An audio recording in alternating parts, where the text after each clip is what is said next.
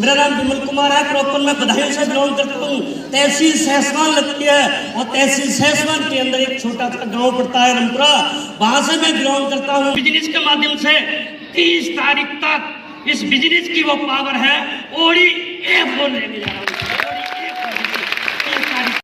नमन करता हूँ आपके लिए, क्योंकि आपकी ट्रेनिंग से मैं बहुत मोटिवेट होता हूँ, बहुत कुछ सीखने का मौका मिलता है और मैं आपको धन्यवाद देना चाहता हूँ। सर एक बार स्टैंडर्ड पोजीशन पर तुम लोग खड़े हो जाओ। मैं धन्यवाद देना चाहता हूँ। आज जब डायरेक्ट सेलिंग के उनके लिए पूरे हिंदुस्तान में सारा कोई ऐसा है नहीं जो जानता नहीं हो। आज पूरे डायरेक्ट सेलिंग के अंदर अगर किसी का नाम आता है तो हमारे ग्रेट मेंटर माँ गुरु जी महिपाल प्रणाम करता हूँ। गुरु जी आप मेरी जिंदगी बदल दी साथियों, और सबसे ज़्यादा मैं धन्यवाद देना चाहता हूँ आप सभी का और मैं अपनी प्यारी सी टीम का। एक बार जोरदार ताली आपका भी थैंक यू, क्योंकि आप लोगों ने मेरे लिए हमेशा कंधा से कंधा मिला के काम किया और मैं अपनी कोर टीम के लिए धन्यवाद देना चाहता हूँ। जो मैंने बोला वही किया। आप सभी के लिए बहुत बहुत धन्यवाद। साथियों मेरा नाम विमल कुमार है और आज ताल कटोरा स्टेडियम के अंदर मैं आज महागुरु ने यादव बना दिया, जैसे मेरा नाम विमल कुमार साक्य है। और मैं रहने वाला बधाई से हूँ और एक मैं कह सकता हूँ गरीब परिवार से बिलोंग करता हूँ। आप जान सकते हैं गरीब परिवार की क्या फीलिंग होती है, और गरीब ही हूँ, गरीब परिवार से हूँ। अगर आप सुनेंगे मेरे लिए 20 मिनट में गारंटी ले सकता हूँ इस हॉल में एक आदमी इस बात की मुट्ठी बांध के जाएगा, इस बात का कसम खा के जाएगा, अगर विमल सर यहाँ डायमंड बन सकती है सारा मैं क्यों नहीं बन सकता। मैं 10 मिनट मिला है, मैं अपनी जर्नी बताऊं।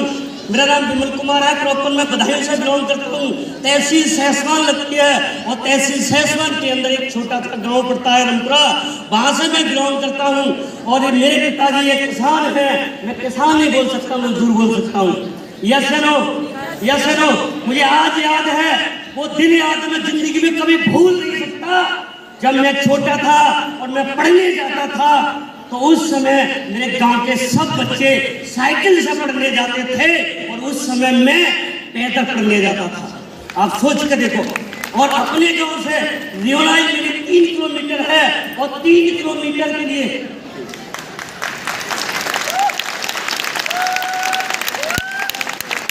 3 किलोमीटर जाना और 3 किलोमीटर आना एक बच्चे के लिए कम मानते हैं क्या?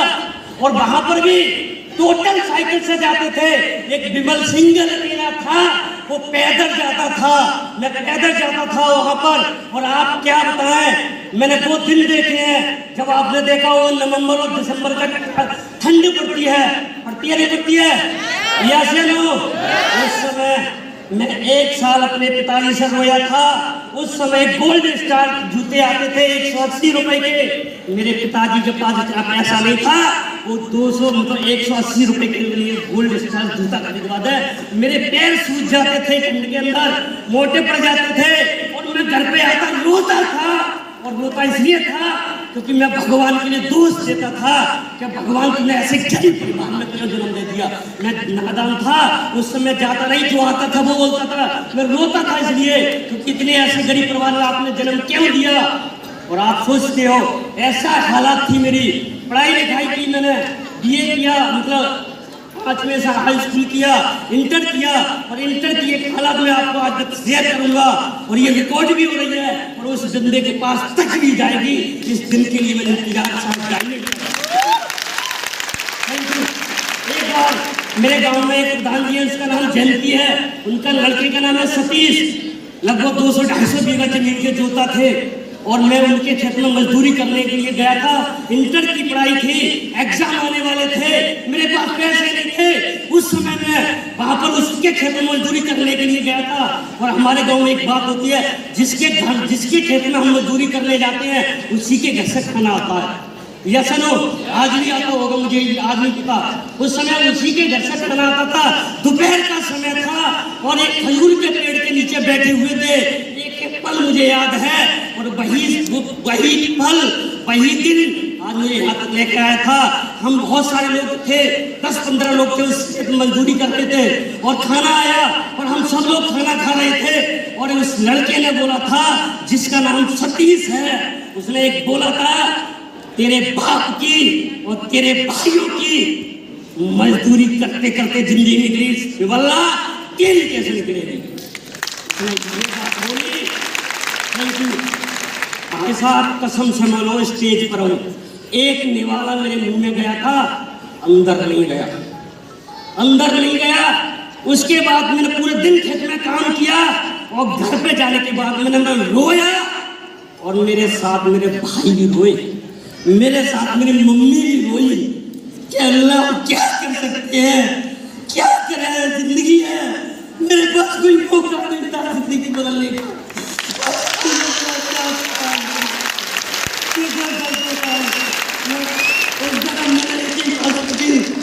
कोई बात नहीं, आज भले तुम्हारे पास कोई मौका।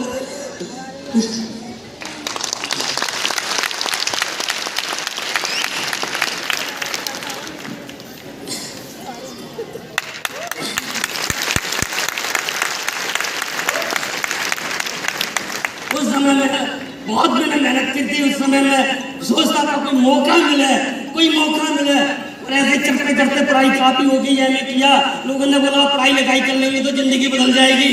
भाई पढ़ाई में लग गया, पढ़ाई के लिए पैसा नहीं था। आप सोच के देखो आज की डेट में कहीं नौकरी लगती है क्या?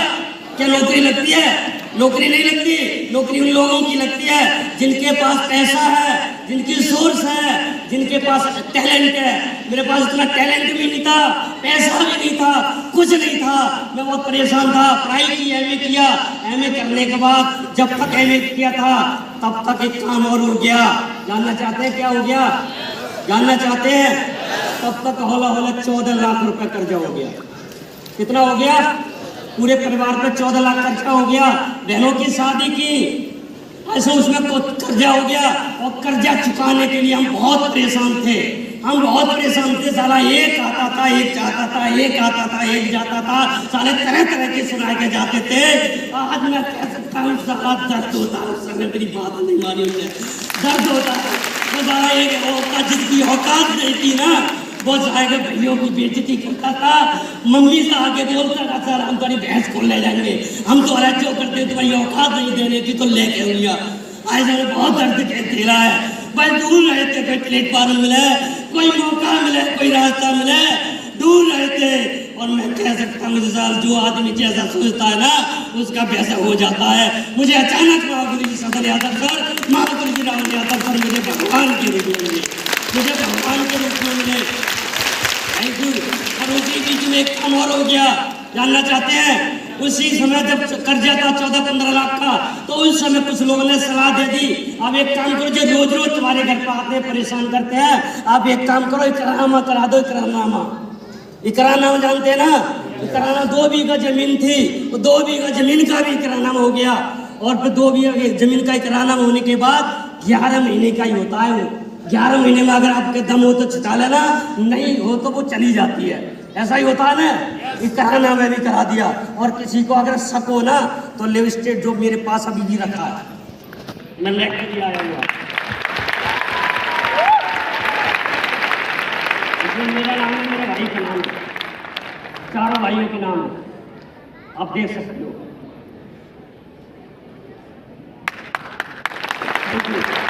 आप सोच के देखो क्या जिंदगी होगी। घर में वो हालात थी, सब्जी लाने के लिए पैसे नहीं हुआ करते थे। 8-8 दिन चटनी सिखाई है, 8-8 दिन चटनी सब्जी नहीं बनती थी। इस परिवार से बिलोंग करते थे।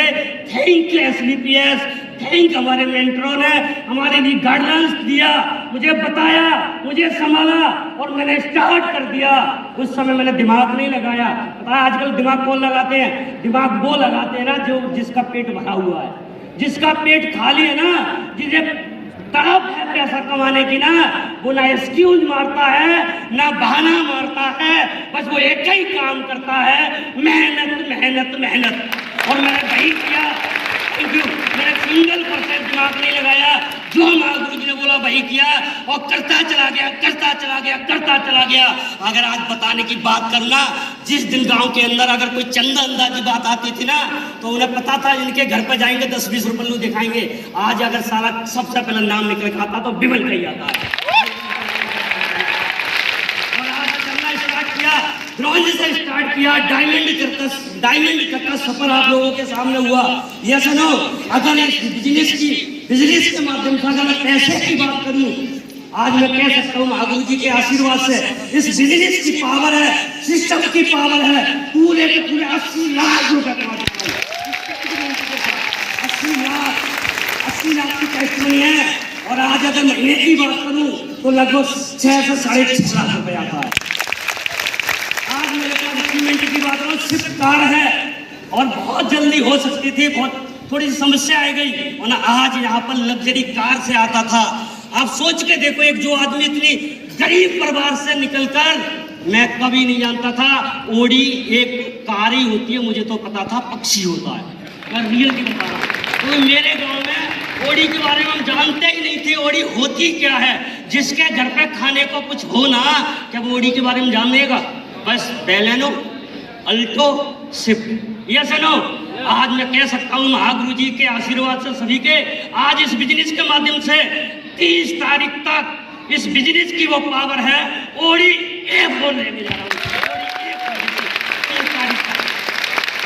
आज जिंदगी बदल चुकी है, आज जिंदगी बदल गई। कभी नहीं सोचा था मैंने ऐसा होगा, मगर ये प्लेटफार्म है, इस प्लेटफार्म के सिस्टम के माध्यम से, अपनानों के माध्यम से काम करते रहना, मैं गारंटी ले सकता हूँ जिंदगी बदल जाएगी। Yes no, yes no.